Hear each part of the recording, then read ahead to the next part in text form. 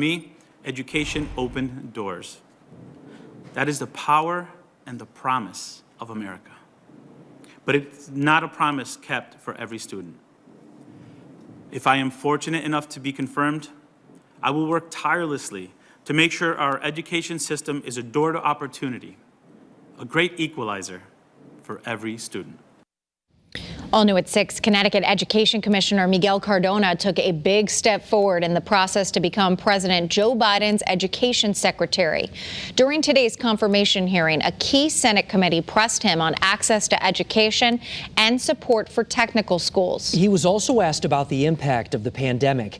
Channel 3 Eyewitness News reporter Mike Savino kept an eye on the 3-hour-long hearing. Mike, how'd things go today? Well, Cardona certainly seemed to have bipartisan support, with senators on both sides impressed with his fast rise to get to this point.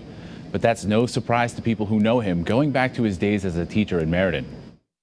In short, we have a lot of work to do. We have an excellent candidate to help us get it done. Connecticut Education Commissioner Miguel Cardona addressed Congress for the first, but likely not the last time today, testifying before the Senate Committee on Health, Education, Labor, and Pensions.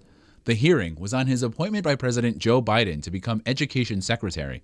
We're going to miss him in Connecticut for all the reasons that he will add such value and be so extraordinarily distinguished. Cardona heard plenty of support, including from Connecticut's 2 senators and members of the committee. You're not only well qualified, but I think your story is a great American story. Lawmakers on both sides celebrated Cardona's quick rise from a childhood in public housing, learning English as a second language in Meriden. A glance at his resume reveals that before he became Education Commissioner in 2019, Cardona spent 16 years in the Meriden public school system, where he served as a teacher, became the state's youngest principal, and then transitioned to assistant superintendent. He graduated from Central Connecticut State University and then UConn. You've had a meteoric rise from a classroom teacher to a principal to a superintendent from a small state of Connecticut. You should be proud of that, and I'm glad the president has nominated you for this position.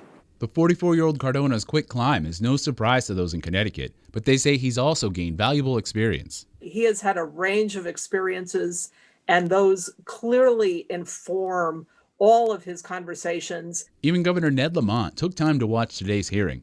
Cardona said his primary goal is to give everyone access to education, including rural areas, technical schools, and community colleges.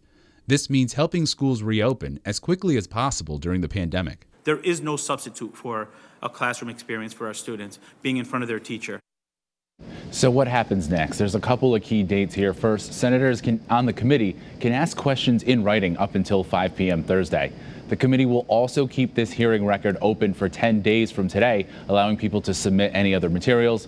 The chairwoman of the committee says she wants to vote as soon as possible, sending this confirmation to the Senate for one last vote.